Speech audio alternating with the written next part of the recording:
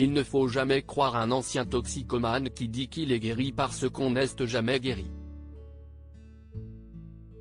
Sur les ondes de France Inter ce lundi 3 avril, Frédéric Beigbeder n'a pas mâché ses mots. Consommateur régulier de cocaïne, l'écrivain était interrogé par Sonia De Villers sur le dramatique accident de la route provoqué par Pierre Palmade, sous l'empire de plusieurs substances lorsque son véhicule en a percuté un autre dans lequel se trouvait une famille. Selon lui, le carambolage est le fait d'autres drogues nouvelles comme la 3-MMC, une drogue de synthèse retrouvée dans l'organisme de l'humoriste. Lui-même longtemps accro à la drogue, Frédéric Beigbeder a également assimilé les addicts, dont Pierre Palmade donc, à une confrérie de gens qui se font du mal en groupe. Si Frédéric Beigbeder est aussi catégoriquement, si est qu'il a consommé des drogues dures pendant de longues années avant de s'ensevrer, dans les années 2010 en se rendant en Autriche.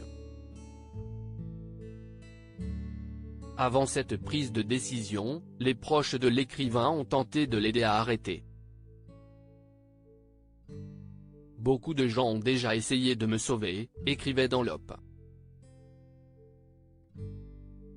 Mes enfants, mon épouse et sa patience infinie, mais aussi notre déménagement sur la côte atlantique, et un policier intelligent en 2008, des juges sévères, des médecins addictologues.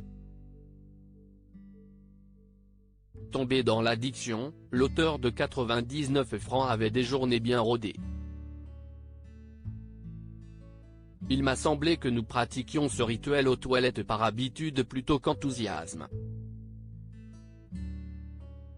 Nous descendions sans raison nous pencher sur les rails, pour nous faire du mal sans plus ressentir de bien, décrivait-il. La seule chose qui nous excitait encore était de braver l'interdiction à Pierre Palmade. Je suis dangereux à cause de la drogue. Interrogé après son accident de voiture, Pierre Palmade a d'abord expliqué aux policiers qu'il se trouvait en compagnie de deux amis de brinque devenus des sex friends lorsqu'il a pris son véhicule pour aller faire des courses. J'ai été inconscient de prendre la voiture sous stupéfiants, a affirmé l'humoriste avant d'ajouter, je suis dangereux à cause de la drogue, je suis un chic type, je suis quelqu'un de bien. Son addiction à la cocaïne, Pierre Palmade ne l'a jamais caché et il avait de nouveau assuré vouloir s'en sortir. Il faut que mon rapport avec la drogue soit résolu, que la drogue soit bannie de ma vie, a-t-il confié. Les analyses toxicologiques réalisées ont montré une consommation récente de cocaïne, avec un taux élevé très élevé, et la présence concomitante de drogues de synthèse, la 3-MMC.